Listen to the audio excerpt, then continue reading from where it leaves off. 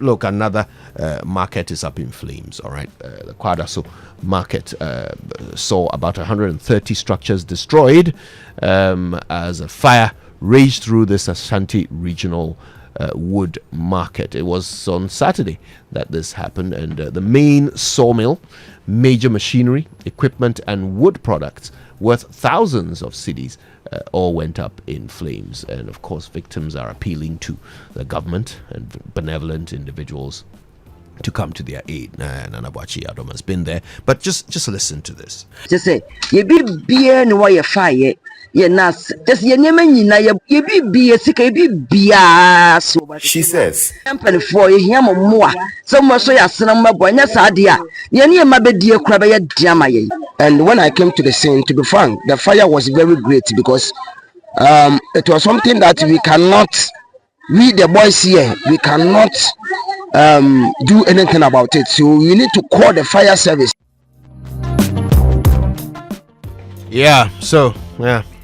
Saturday. terrible incident there. And I heard somebody say after the Kantamanto incident that they should step up protection for various markets. But if we know the structures we are putting in place in these markets in the first place, we cannot dismiss the fact that there will be a fire incident anywhere in this country. Accidents do happen.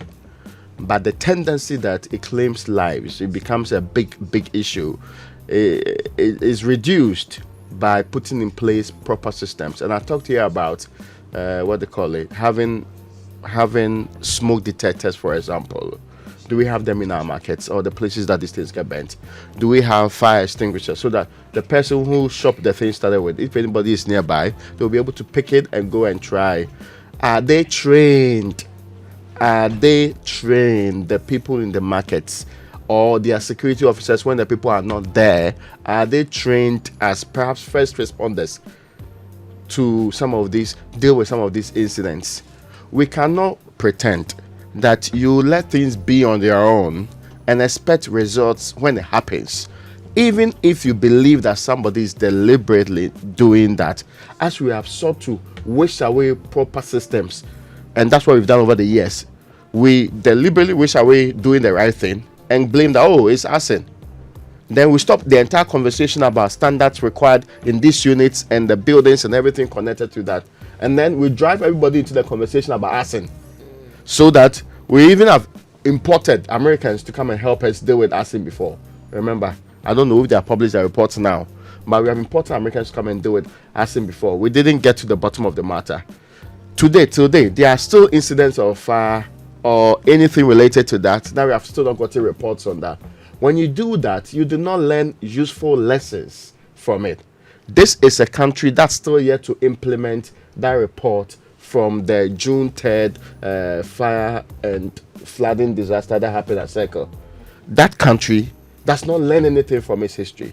So I was referencing, because I saw his voice note, Dr. Ismail Norman, the first time I met him, it was at Drusa at Legon in the Office of Research, Innovation and Development. He had done some work about fire incidents in this country. And some of the conclusions he put out was, on the average, there's a fire incident in this country every 2 hours. And he did it for a very long time. I mean, he actually compiled the data for a very long time. If we know that to be the fact, at least basis for it, it means that our standards would have been improved to put in systems that will make it work. But we don't do that. We are pretending that when incidents like this happen, our solution is, build a new market. You see, or you just make sure you arrest the people who have caused some danger to our public. Why would you do that? And it's very simple. The reason we don't do all the things you've talked about is because we never believe that there could be an accident. We always blame somebody for our problem. And because we always believe that someone deliberately did this, we go on a wild goose chase, we come back and nothing changes. So all of a sudden, we've said, then there was a prophecy. Then again, we're back to the basics in this country. And even educated people say that. We are back to basics. We say, once there's a change in government, you see market fires. Back to basics. It means the same story. Then we'll go on and on and on. Meanwhile, there could be an underlying problem. Nobody cares about it. that the Ghana National Fire Service had consistently been telling us how they've been training people when it comes to safety and all, would they sit back and ask themselves, have we trained people in these markets to deal with fires? If we had trained them and we're still experiencing these, what is wrong with our trainings? Is it about time we sat back and said, okay, maybe we're not doing the right things? Because, I mean, these public places must have fire certificates. How did they get them? Do they have them? If they do not have them, they're not fit for purpose. So these are questions we should be finding answers to. But again, the first thing we think about is how to rebuild the market. Which is okay. Started, actually. Yes, which is okay. So I was just going to say part of the answers to the questions that you're raising would be how we quickly rebuild. Yes. Look at the materials being used. Exactly. This season is actually also dry. But you see, Mama V, this is where the Ghana National Fire Service comes in. This is where how come certification for our buildings would come in. So at every stage of your building, you need to be certified. I mean, you need to be given a certificate to continue. Do we do that? This would go beyond the fire service, really, because. But you see, at that point in time, the structure. Yes. From the scratch. The assemblies would have to certify you're doing the right thing. But I'm saying that when you come, the Ghana National Fire Service, for instance, will tell you that when you go to a public place, there must be 2 exits. I mean, they tell you, oh, when you get here, you must be able to go out from here, out from there. They would give you all the, things that you need to do. They even would tell you the staircase must be able to have 2 or 3 people at the same time. Because in the cases of emergency, that's when you realize that people would be, will try to use it. So where your staircase can just have 1 person, it's problematic.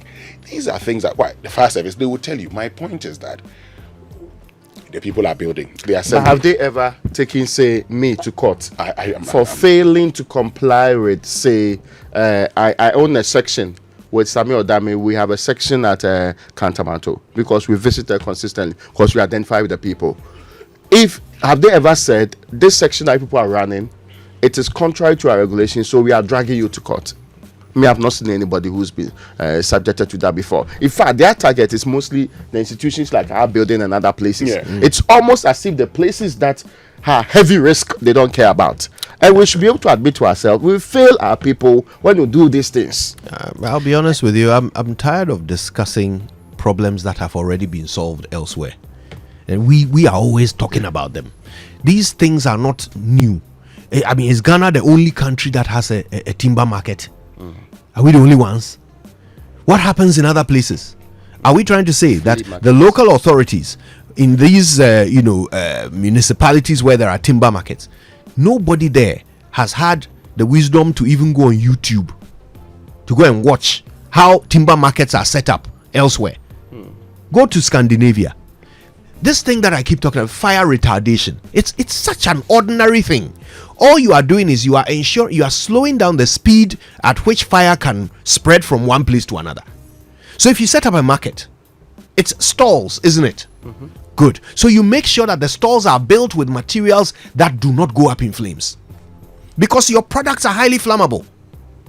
So you set it up so that if there is a fire in one stall, it cannot spread to another. Or at the speed by which it will spread is slowed down to some hours. It's all based on the material you use to build the stalls. So if you get that right, then if there's a fire in one corner of the market, there will be enough time, no matter how slow our fire services, even though the president says he has doubled their numbers since he became president, no matter how slow they are to get there, there will be enough time for them to come and put out the fire in that one stall before it spreads to the others. This is common sense, and it has already been the solution has already been found. So why are we acting as if we ask for us we don't know what to do? We the taxpayers must be angry, and we must ensure that we must put pressure on the government so that they use the right materials in rebuilding. Because we cannot continue. You'd see they will use the woods again, and then some structure will come up in the shortest time. And then before you know, we'll get into another very dry season where the weather is ripe for things like that. So the moment something kicks in, then you see flames the people in the market themselves, they are calling for quick rebuilding. They are not calling for safe And then rebuilding. we use the state resources Yeah. also to cushion them. Every time. So our monies go in there. Every and time. we must make sure that we have proper structures in place. And look, these are public places. We go there with our children. We go there with our loved ones, our family members. Who's to know the next time a fire, breaks out in these places, whether you will not be there with your family? Who's to know? And when we rebuild the whole thing out of matches, then when the fire, comes, you and your family will all burn. As So for this one, we have to why are be- we not thinking? The assembly. We must get answers from the assembly. We shouldn't just watch them. There are people sitting there who Put are up the trained, structures. who are trained We in what I'm shouldn't. talking about. If me, I'm sitting at Joy and I know this, then definitely the people who have been employed and are being paid to do this job, to inspect construction work, they know this. It's as if there's nobody in charge, like, oh, so your structure got bent, so on your own you decide to put it back up. With what Because material? we reduce this also to petty partisan politics. Oh yes, they don't like us, we don't vote for them. So if you really want to crack the whip, the fear is that if you do it, the people will complain. But that's why you are an official. You're not there to make the easy decisions. You are there to ensure the right thing is done. If judges behave the same way, if police officers behave the same way, nobody will get anything done in this country. Somebody ought to crack the whip and get the right thing done. Yeah. And somebody ought to be responsible. See, this incident happened. People lost millions. Nobody resigns for it. Yeah. But somebody was responsible for it to ensure that that market runs without incidents like this. Yeah.